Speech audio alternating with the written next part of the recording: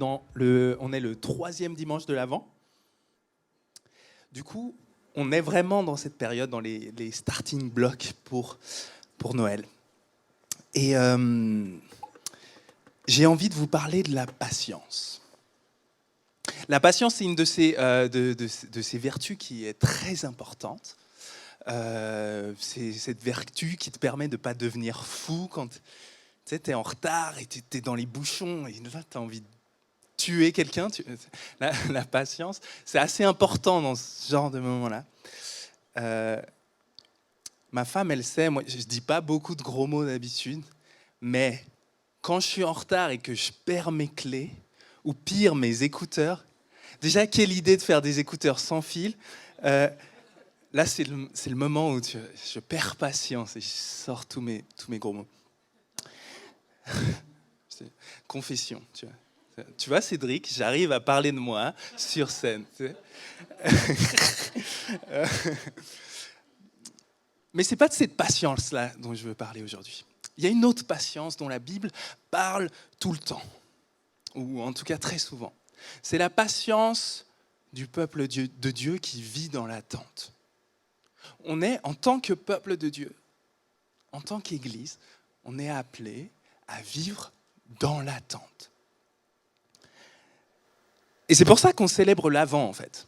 Parce que, ouais, vous savez, hein, je vous apprends rien, l'Avent, ça s'écrit A-V-E-N-T. Donc c'est pas avant Noël, c'est un autre truc. Donc, si jamais vous avez une dictée demain, vous saurez. Non. Adventus en latin, hein, pour dire, en fait, c'est la venue du roi qu'on célèbre. La venue du roi. Mais vous voyez, la venue du roi, pour les chrétiens, c'est une venue qui s'est déjà passée, qu'on va célébrer à Noël. C'est la venue du roi, le petit enfant Jésus. Ouais. Donc on regarde en arrière, mais on regarde aussi en avant. On se réjouit du jour où, tenez-vous bien, Jésus revient. Jésus revient. Et le Nouveau Testament nous dit « Soyez dans l'attente parce que Jésus revient ». Et là, je sais que dans une salle comme ça, quand je dis « Jésus revient », il y a différents types de réactions. Si t'es pas trop... On a souvent des visiteurs à ICF et si t'es là et tu n'es pas forcément croyant, ou tu sais pas trop où tu te situes par rapport à Jésus, peut-être ça te surprend. Je te dis, Jésus revient, tu te dis, mais vous croyez ça genre littéralement ? Genre le rabbin du 1er siècle, il vient quoi, en fusée ? Il fait quoi ? Donc, c'est légitime, je comprends ta surprise. C'est possible que tu sois dans cette situation. Il y a d'autres, je vais t'informer, il y a d'autres types de personnes dans cette salle. Il y en a qui sont prêts à me sauter dessus, à prendre le micro et à dire « Mais vous savez pas, oui, c'est clair, c'est évident, il revient dans 3 semaines. » Tous les signes sont là. La guerre, les famines, les pannes de courant, les épidémies. Non, Jésus revient. C'est un truc... il y a eu pas mal de prédictions à travers les siècles. Pour l'instant, on n'a pas encore eu la bonne date, mais ça vient. Et puis, il y a un autre groupe de chrétiens, c'est Cédric qui m'a dit à la pause, il faut que tu mentionnes ce groupe de chrétiens, tu as oublié d'en parler à la première célébration. Il y a un groupe de chrétiens qui dit, ok, Jésus, je sais que tu reviens, mais reviens juste pas avant que je puisse me marier, s'il te plaît. Il y en a qui prient comme ça dans la salle. Okay.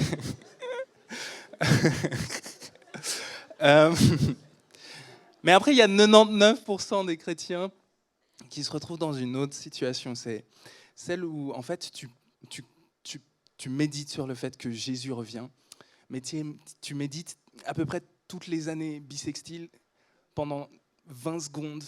Tu te dis, ah ouais, Jésus revient... Ouais, Jésus...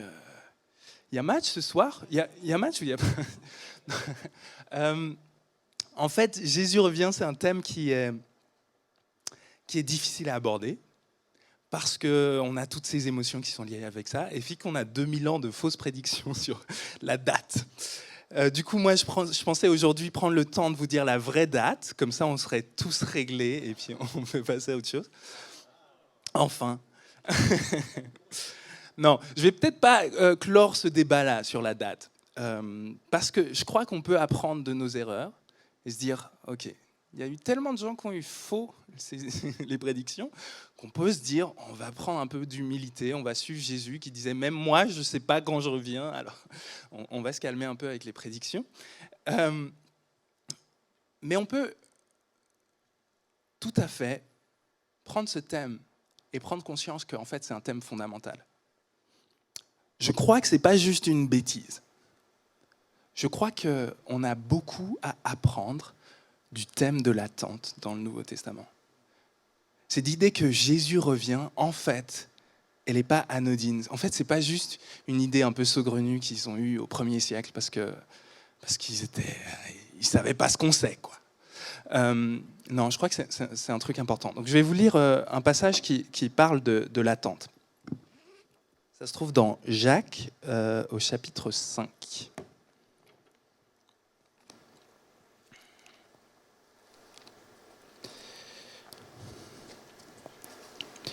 Un truc pour les prédicateurs, quand vous allez lire un passage biblique, pensez à mettre le marque-page. Sinon, c'est la honte parce que tout le monde se rend compte que tu ne sais même pas l'ordre des livres bibliques dans la Bible. Jacques, chapitre 5. Prenez donc patience, mes frères, jusqu'à l'avènement du Seigneur. Le cultivateur attend le précieux fruit de la terre, plein de patience à son égard, jusqu'à ce qu'il en ait reçu les produits précoces et tardifs. Vous aussi, prenez patience. Affermissez votre cœur, car l'avènement du Seigneur s'est approché. Ne soupirez pas les uns contre les autres, mes frères, pour que vous ne soyez pas jugés. Le juge se tient aux portes. En matière de souffrance et de patience, mes frères, prenez exemple sur les prophètes qui ont parlé au nom du Seigneur. Nous disons bienheureux ceux qui ont enduré. Vous avez entendu parler de l'endurance de Job, et vous avez vu la fin que le Seigneur lui a accordée, car le Seigneur est plein de tendresse et de magnanimité. Jacques, il est en train de dire à son église de son temps, il est en train de dire, rappelez-vous que Jésus revient. Et ça, c'est un truc. Si vous vous rappelez que Jésus revient, vous allez avoir une vie différente. Ça va vous tenir. C'est un mode de vie, en fait, de se rappeler que Jésus revient. Peut-être que tu n'es pas encore convaincu que c'est un mode de vie qui est pour toi, mais je te dis, c'est un mode de vie qu'on doit adopter, de se rappeler que Jésus revient. En fait, la question de Jésus qui revient, c'est un peu la question de dans quel univers tu te situes. Je crois que ce que Jacques disait, c'était rappelez-vous, vous êtes dans un univers qui a un but. C'est Jésus lui-même.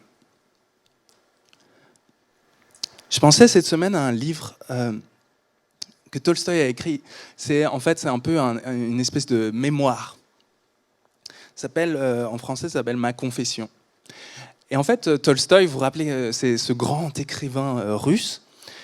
Et c'est un écrivain qui a eu beaucoup de succès de son temps. Il était apprécié, il est connu dans tous les milieux un peu intello. Les gens l'admirent. Il est marié, il a une bonne situation. Il est plutôt content. Et puis, il lui arrive une espèce de crise dans sa vie. Il a 50 ans et il réfléchit à sa vie. Puis, un truc que je n'ai pas dit, c'est que Tolstoï, comme tous les intellectuels qui se respectent, Tolstoï, il est athée, quoi. C'est une blague, mais...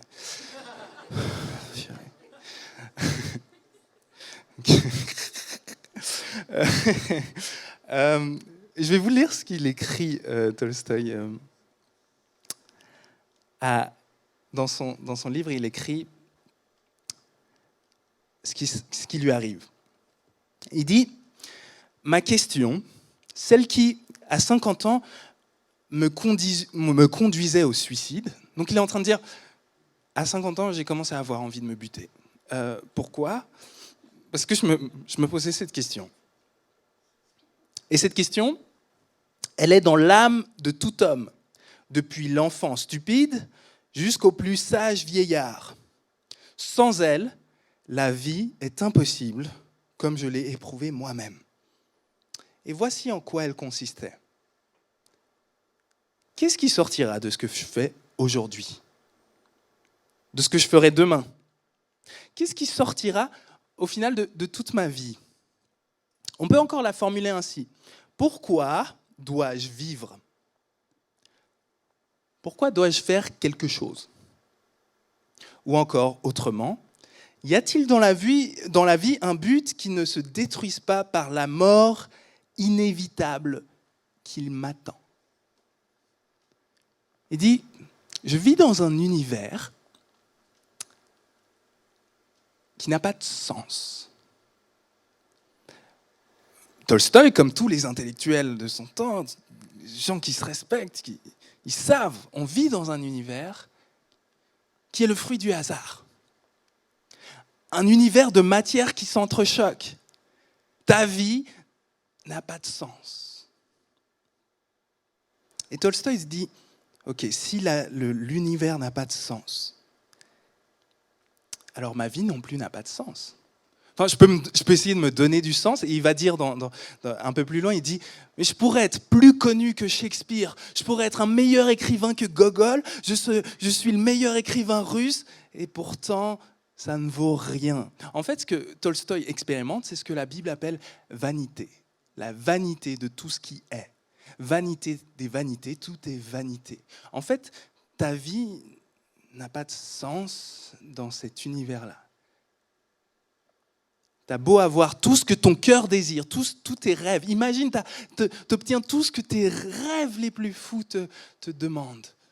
Tu deviens connu, respecté, tu es aimé et aimant. Tout ça, mais en fait, demain tu meurs, et après-demain, la planète meurt. Après-demain, l'univers refroidit et s'éteint. Ça, c'est le monde dans lequel Tolstoï vivait. Et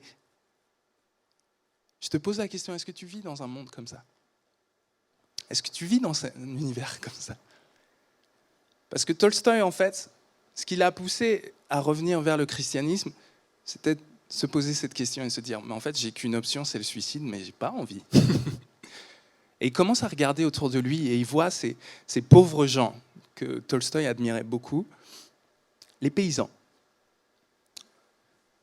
Les paysans de son temps qui avaient une vie très très dure, il les regarde et il voit ces gens très humbles, aucune prétention, et pourtant très religieux. Et il voyait dans leur foi quelque chose de tellement plus vrai et tellement plus porteur de vie que tout ce que lui arrivait à trouver dans ses bouquins. Et il s'est mis à dire, ok, peut-être que je devrais donner une chance à leur superstition là.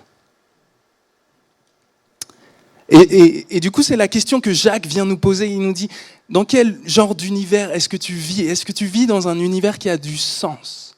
Parce que c'est ça le message de Noël, c'est ça le message de l'Avent, c'est de dire, notre univers, il a du sens. Il a été créé par un Dieu d'amour. Un Dieu qui l'a créé avec un but. Bien sûr, on vit dans une réalité où on souffre, une réalité où c'est pas toujours rose, il y a des frustrations, il y a des déceptions, il y a de la violence, il y a de l'oppression, il y a tout ça. Mais Jésus est venu pour nous réconcilier avec Dieu. Il est venu pour prendre sur lui le mal qui ronge ce monde. Il en a souffert les conséquences, il est mort. Mais il est ressuscité. Et on est dans un monde où on sait la fin de l'histoire. On est dans un univers où on sait, à la fin, la justice triomphe. Peut-être que maintenant, les méchants gagnent Ils oppriment les pauvres et les faibles. Peut-être que maintenant, tu as l'impression que ça ne vaut même pas la peine d'essayer de se battre pour la justice. Mais à la fin, la justice gagne.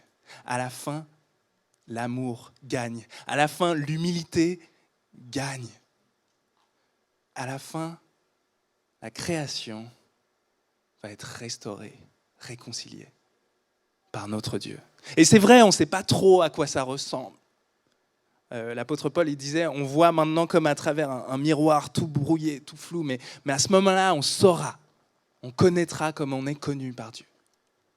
On ne sait pas trop à quoi ça ressemble, mais on sait, on est dans un univers où la justice triomphe, l'amour gagne. Et ça change la vie humaine.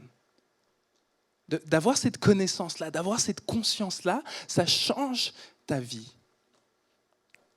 Vous voyez, parce que je pense qu'il y a deux grands pièges dans nos vies.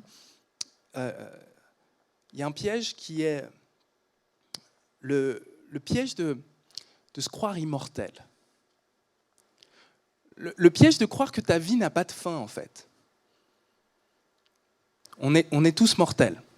Là, je sais, c'est pas forcément un scoop. Ou alors, peut-être, il y a une ou deux personnes, vous ne saviez pas, on ne vous avait pas dit, vous n'avez pas eu le mémo, mais si jamais on meurt, toi, tu vas mourir. Mais vous voyez, en fait, cette mortalité-là, pour nous, elle est théorique.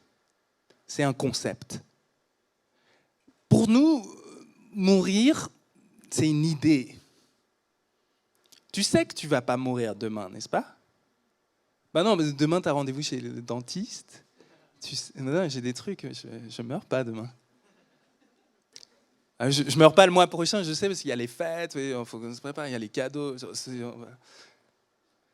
Tous les cadeaux que j'ai dû faire pour... Non, ça ne va pas aller pour rien quand même. Et puis, ce ne sera pas l'année prochaine, j'ai des grosses échéances l'année prochaine. Peut-être après, plus tard, genre dans 20, 30, tu sais, des périodes de temps qui n'existent pas vraiment, genre 30 ans. Il y a quoi dans 30 ans? Ouais, là, peut-être je mourrai dans 50 ans. En fait, dans notre tête, on a l'illusion que notre vie n'a pas de fin, qu'on n'a pas de limite. Cette illusion, elle se nourrit aussi du fait qu'on pense que l'univers tourne autour de nous. Que le but de la vie, c'est toi.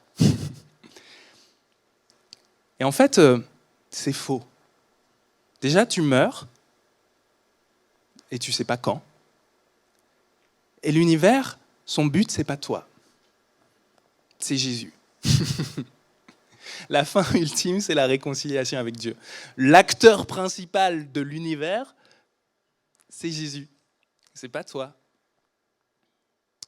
Et du coup, ça change ta vie.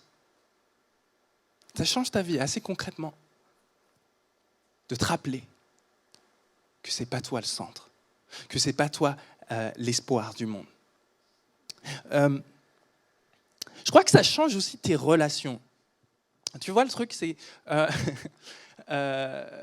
imagine, tu es à un match de foot, à la fin d'un match de foot, tu as bientôt gagné. Enfin, tu sais que, genre, en fonction... Il n'y a aucune chance que tu perdes.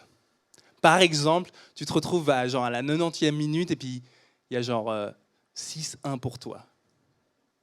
J'invente un chiffre.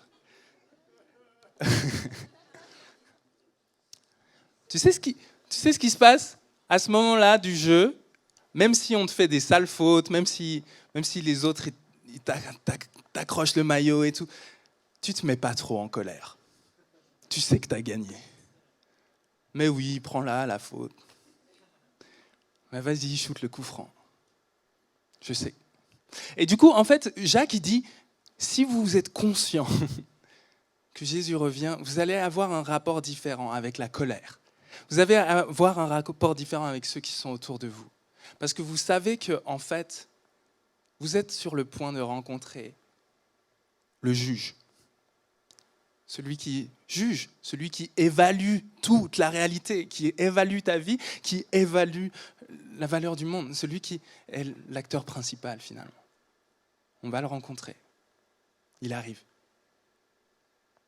alors c'est bon. J'ai pas besoin de me prendre la tête sur qui je suis. Tu meurs demain, t'as pas besoin de te mettre en colère. C'est un peu ça que Jacques est en train de dire. Et il y a un autre piège. Un autre grand piège, c'est le piège du désespoir. Le piège du désespoir. Vous savez, il y a un truc assez curieux. Je pense qu'on est la première génération de l'histoire de l'humanité à avoir ça. C'est, comment on appelle ça, l'éco-anxiété. On fait des dépressions parce qu'on se rend compte que la planète est en train de mourir. Et c'est très sérieux. On est tellement anxieux parce qu'on sait que le monde est en train de partir en steak. Donc tu vois la politique, tu vois l'écologie, tu vois la société, tu vois tout, et tu te dis, purée, il n'y a pas d'espoir. Et les philosophes existentialistes, ils parlent du ressentiment. Et je lisais l'autre jour un livre du psychologue Jordan Peterson. Il dit le ressentiment, c'est une sorte de colère que tu éprouves contre la réalité elle-même ou contre Dieu lui-même. Tu as cette colère qui vient simplement parce que tu es devant tes limites. Tu ne peux pas changer le monde, alors tu te mets en colère. Et en fait, on est tenté quand on est dans le désespoir, on est tenté d'avoir cette colère en fait contre le monde. On devient amer. C'est un truc que beaucoup de travailleurs sociaux y vivent. Vous êtes amer parce que vous avez donné tellement d'énergie pour les gens et les gens ne changent pas. Les gens vous trahissent. Les gens, finalement, ils retombent dans leur truc. Ça ne change rien. Je me suis cassé la santé pour toi et en fait, tu n'es même pas reconnaissant. Ça n'existe pas dans l'Église. Les pasteurs, ils ne sont pas concernés par ce genre d'émotions-là. Et le ressentiment, c'est quelque chose qui plane sur chacun d'entre nous. Cette colère, en fait, qui vient. De dire, en fait, le monde ne peut pas changer. En fait, quoi que je fasse, ça ne marche pas. Et la bonne nouvelle, en fait, que dit Jacques, c'est Jésus revient. Jésus revient. Ça veut dire que, en fait, même les plus petites choses que tu fais, maintenant, même ces actes d'amour où tu imites Jésus et que tu montres de la compassion, tu imites Jésus et tu pries, tu imites Jésus et tu donnes, même ces plus petites choses-là, elles comptent au final. Tu n'as pas besoin de désespérer. Martin Luther, il disait, même si je savais que Jésus reviendrait demain, je planterais quand même un arbre aujourd'hui. Voilà pour l'éco-anxiété. On sait que, au final, l'amour triomphe. On peut faire ce qu'on doit faire aujourd'hui, sachant que demain, c'est gagné. Alors il dit patience. Patience. Comme ces agriculteurs qui ont planté et qui attendent de voir le fruit germer. Patience. Patience. Mais rappelez-vous, il revient. Rappelez-vous qu'il revient. Je vais juste lire un dernier passage. C'est un truc qui se trouve dans l'évangile de Matthieu, où on a Jean-Baptiste. Vous vous rappelez de Jean-Baptiste ? Jean-Baptiste, c'est un mec qui a passé sa vie à prêcher qu'il y a le roi qui allait venir.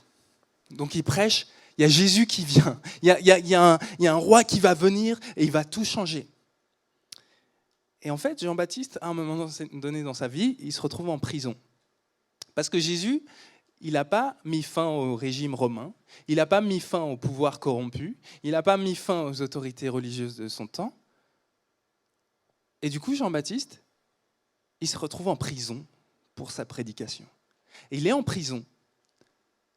Et il se dit, mais attends, tu veux dire que j'annonçais qu'il y avait le roi qui venait, et il y a ce Jésus qui débarque, et il n'y a rien qui change. Je veux dire, ça fait 40 piges que je bouffe des sauterelles pour rien. je vous lis ce qui se passe c'est écrit dans Matthieu 11, verset 2. Or Jean, dans sa prison, avait entendu parler des œuvres du Christ. Il envoya ses disciples lui demander, « Est-ce toi celui qui vient ou devons-nous en attendre un autre ?» Genre, tu vas commencer l'histoire de sauver le monde ou on passe à la personne suivante? Jésus leur répondit, « Allez raconter à Jean ce que vous entendez et voyez. Les aveugles retrouvent la vue, les infirmes marchent, les lépreux sont purifiés, les sourds entendent, les morts se réveillent et la bonne nouvelle est annoncée aux pauvres. Heureux celui pour qui je ne serai pas une cause de chute. » Jésus il est en train de dire à Jean-Baptiste, regarde.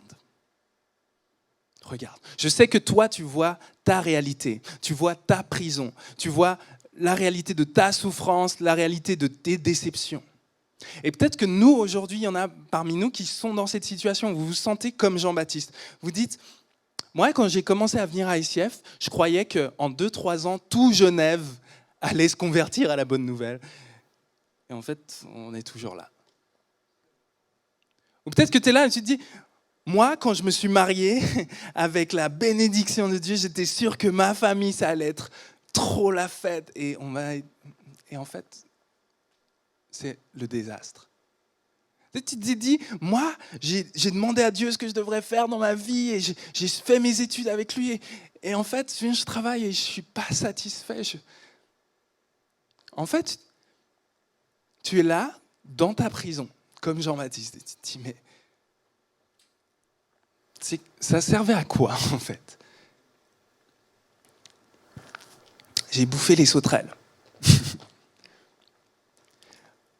Et Jésus dit, regarde ce que je suis en train de faire. En fait, Jésus, dans son enseignement, il disait, le royaume de Dieu, c'est un peu comme une toute petite graine que tu plantes dans ta terre et qui devient un énorme arbre. Ça ne paye pas de mine, mais tu le plantes et ça devient quelque chose de gigantesque. Le royaume de Dieu, c'est un peu comme du levain que tu mets dans la pâte. Tu n'arrives pas à différencier le levain de la farine, tu as l'impression que ça ne fait aucune différence, mais tu vois que toute la pâte lève. Le royaume de Dieu, tu n'arrives peut-être pas à le discerner maintenant. Peut-être que maintenant, tout ce que tu vois, c'est les murs de ta prison. Mais Jésus te dit, sois attentif et regarde. Regarde les signes qui sont déjà là. Je suis déjà en train de réconcilier le monde avec moi. Je suis déjà en train de guérir les malades. Je suis déjà en train de restaurer les cœurs. Je suis déjà en train de pardonner les fautes. Je suis déjà en train de restaurer les familles. Le royaume de Dieu, il est déjà là. Et en même temps, on l'attend. Et peut-être que dans notre réalité, maintenant, on n'arrive pas à voir la plénitude du royaume de Dieu, mais on est appelé à cette patience, à cette attente désirante. On peut faire de notre vie une vie d'attente. Ça ne sert pas à rien de te rappeler, Jésus revient. Ça ne sert pas à rien. Je vous propose qu'on prenne un temps de communion pour vivre déjà maintenant le royaume qui est venu en Jésus.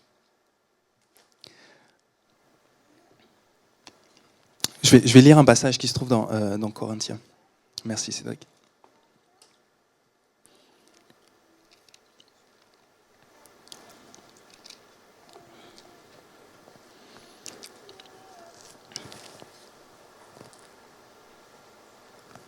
Voilà ce que Paul dit aux Corinthiens dans 1 Corinthiens chapitre 11. « Car moi j'ai reçu du Seigneur ce que je vous ai transmis. Le Seigneur Jésus, dans la nuit où il allait être livré, prit du pain.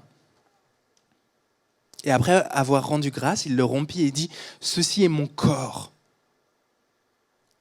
Il est pour vous.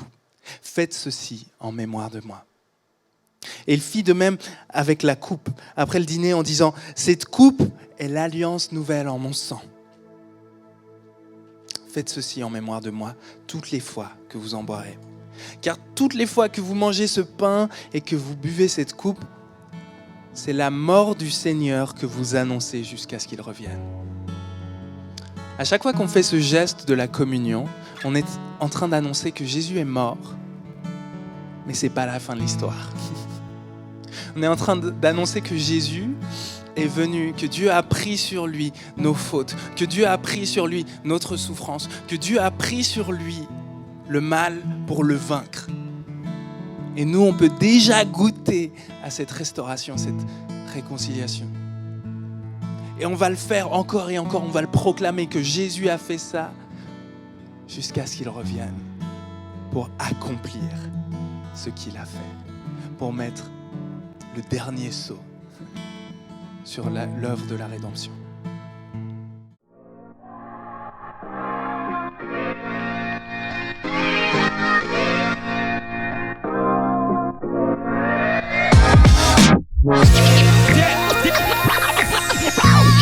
Yeah.